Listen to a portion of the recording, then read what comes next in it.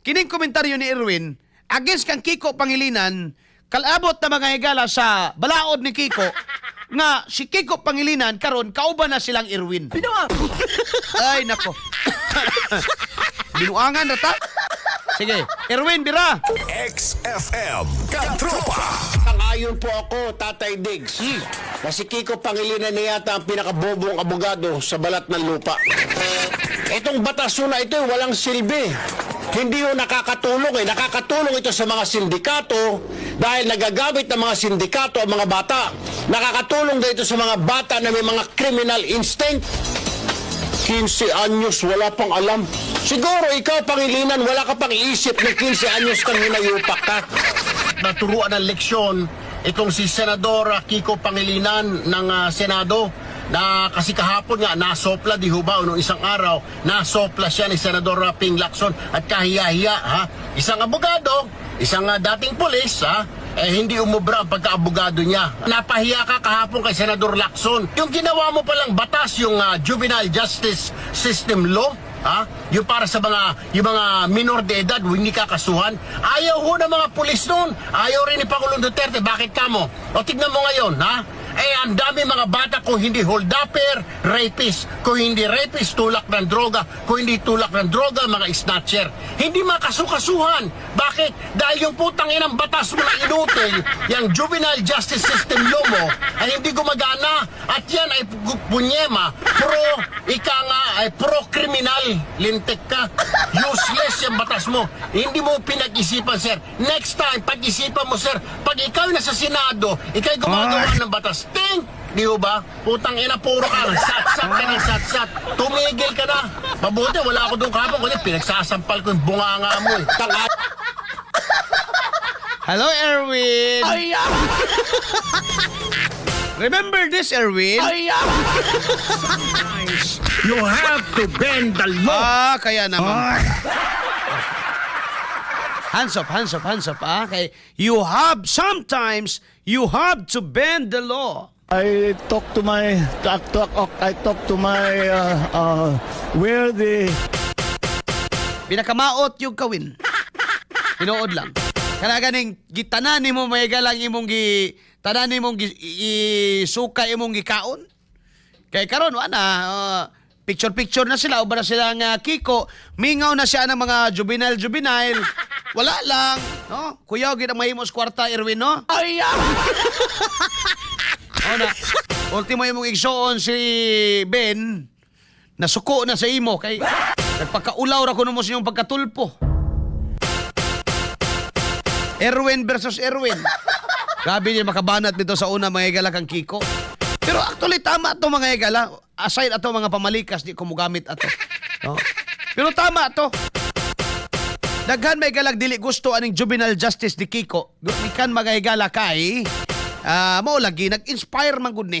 Mga higala sa mga bata labi na tong dunay criminal instinct og kadtong mga sindikato mga higala kabalo ka ang ilang gamiton sa unang runner mga 14 paubos.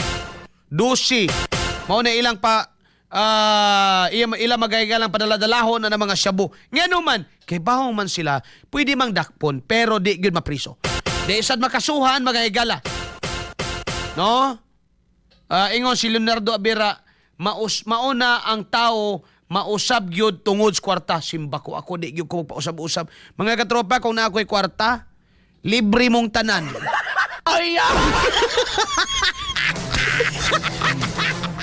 Makita ba pagkutan-an niyo ang mga kauban diri sa istasyon? Basta na lang gyud tay kwarta mga higala. Sao mo ng kwarta. Kuwara ng kwarta.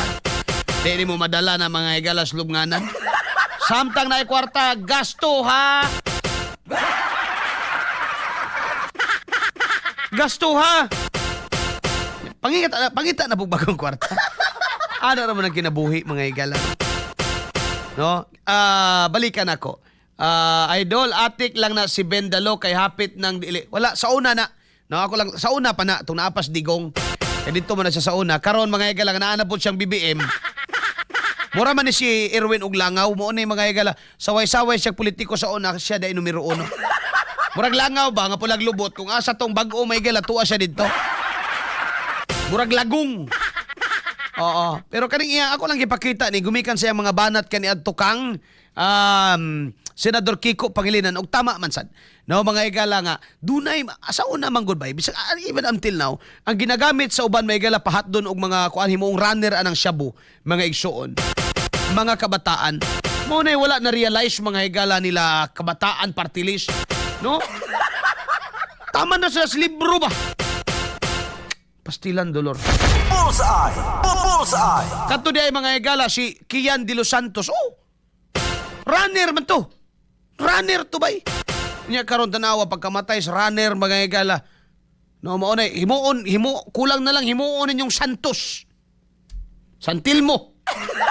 Ay! Gibutangan pa mga higala ni Risa kuan kining museum para mga higala kang Kian de los Santos. Oh, runner tos kaluukan. Tinuod na mga higala. Sadaan ba siya? Biktima siya. Tinuod lang. Biktima siya mga higala sa panahon. No? Biktima siya mga higala sa pagkalat sa droga sa Pilipinas. Mga bata, no? Gigamit sa mga hamtong, kaya mga hamtong mga higala kasayod. O later on mga higala, mismo ang mga bata aware na nga di sa sila mapriso muna mga higala, inspired na sila by Kiko. So ayaw ninyong i-blame kang digong na. Ha? I-blame daw kang digong kay ingon tong kabataan party list nga patayan daw ng patayan ang mga naririnig. Pati si BP Sara mga higala ilan ang kuan kay abiltong patayin ninyo si BBM at si Lisa. Apil daw tumunang nahimo daw violente ang mga bata karon. Mali. Tungod aning balaod ni Kiko, maunay rason mga higala. No? Maunay rason mga kaigsuunan. Nga naingon na niini mga bata aron si digong may inyong basulon. No? Nga dili man to imbis kay sa panahon niya mga higala, pati bata mahadlok. Mupuyo ka oy. Mahadlok ang mga bata mga higala nga naman. Kabalo man sila sa extent mga higala sa balaod nga oy kini gipatuman na gyud di ta pwede na mapriso gyud ta ni. Karon mga higala nabay kahadlok wala. Bullseye! Bullseye! Di na ni mga higala madani og istorya. Kining karon disiplina na gyud ni mga higala. Ug ako po'y pulis. Kabalo mo nga nung ang pulis karon mga higala mo uyon na aning kuan pagpaubos mga higala sa criminal liability. Gikapoy na sila. Tinuod lang. Gikapoy na sila ngano man dakpo nimo karong gabi mga higala mabuhian man na pagkakuan no pagkaugma pagkasunod gabi maurang grupo dakpo na sad nimo mga higala perting kapuya oy padakpan nimo ron kay nakakuan ani nangawat etc mabuhian ra kay wa lagi criminal liability bata lagi daghan na kay gikawat do pagkauman mabuhian ra mga higala. Nya kay nas pulis mura ka mga higala og kanang nagkaus ka mga higala tubig nga ang gigamit nimo buslot nga balde. Nya naibangag nga balde, no? Kay kada kaos nimo muawas ra. Mo sa day nahitabo mga higala sa trabaho sa pulis. No? Madakpan na ng gabi, mabuhian magkabuntag pagkasunod gabi, mura sa to mga grupo ilang dakpon. Ano mabalik-balik man ka tropang Arnel, di lagi mapriso. Pulis pa siya madaot ilan ang itanggong diha mga higala sa ilahang prisuhan. No? Puhian ko na nila. Mga igsoon. Katropang Arnel Cortez. So ang problema, nagtuyok-tuyok, napabili niya naman. Niya may balaod ni Kiko asang babaga kayo. Kining kuan, no? Ambot lang kaha, no? Kanang labi na ng si kabataan partilis Rinico, siya nalihimo ang pulis.